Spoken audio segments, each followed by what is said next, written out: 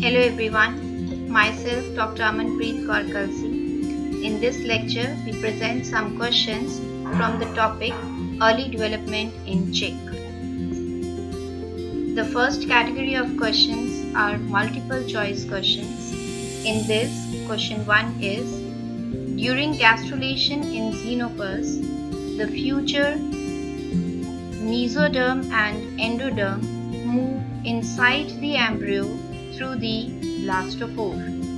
In contrast, in chickens, gastrulation involves cells moving inward through the option A, blastoderm, option B, yolk, option C, cleavage furrow, or option D, primitive streak.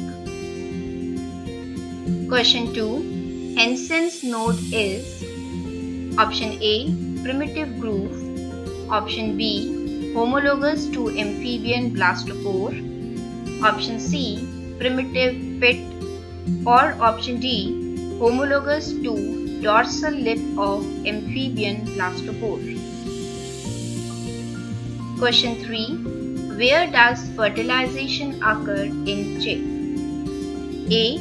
Outside the body, B. After laying egg, C.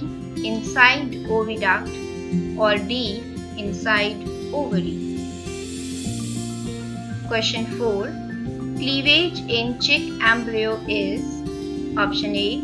Discoidal meroblastic, option B. Discoidal holoblastic, option C. Spiral meroblastic, or option D. Bilateral holoblastic. Question 5. Between area pellucida and area opaca lies option A, blastoderm, option B, yolk, option C, subgerminal cavity, or option D, marginal zone. Question 6. Area pellucida gives rise to option A, epiblast, option B, primary hypoblast, option C, secondary hypoblast, or option D, both A and B. Question 7. Which of the following statements is false regarding gastrulation in chick? Option A. Most cells of area pellucida remain at surface forming epiblast.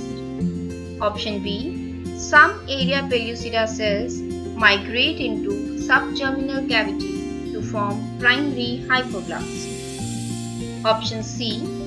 Cells from posterior margin migrates anteriorly forming secondary hypoblast. Or option D. Secondary hypoblast cells give rise to Collar's sickle, a local thickening. Question 8. Hypoblast in chick embryo gives rise to option A, extraembryonic membranes, option B, primordial germ cells, option C, chemical signals, or option D, all of these. Question 9. Epiblast in chick embryo gives rise to option A, all the 3 germ layers, option B, all the extraembryonic membranes, option C, primordial germ cells, or option D, none of these. Question 10. Primitive streak in chick embryo is formed option A, anterior to Collar's sickle, option B, at posterior marginal zone, option C, between epiblast and hypoblast, or option D, all of these. Second category of questions is short answer type questions. In this, question 1 is, what are fate maps? Explain with the help of well-labeled diagram the fate map of chick development. Question 2. What is the role of primitive streak in early development of chick? Question 3. Write in sequence all the cells that migrate through the Hensen's node. Question 4. What are the derivatives of epiblast in chick development? Question 5. What is the role of hypoblast during chick development? The third category of questions are long answer type questions. In this, question 1 is: explain in detail the process of blastulation in chick. Question 2. Explain in detail the process of gastrulation in chick until the formation of 3 germ layers.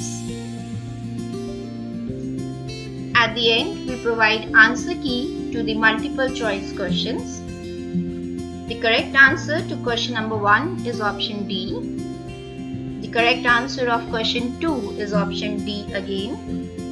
Correct answer of question 3 is option C. Question 4, the correct answer is option A. In question 5, correct answer is option D. In question 6, correct answer is option D again. Question 7, the right answer is option D. Question 8, right answer is option D. Question 9, right option is answer A. And question 10, right answer is option D.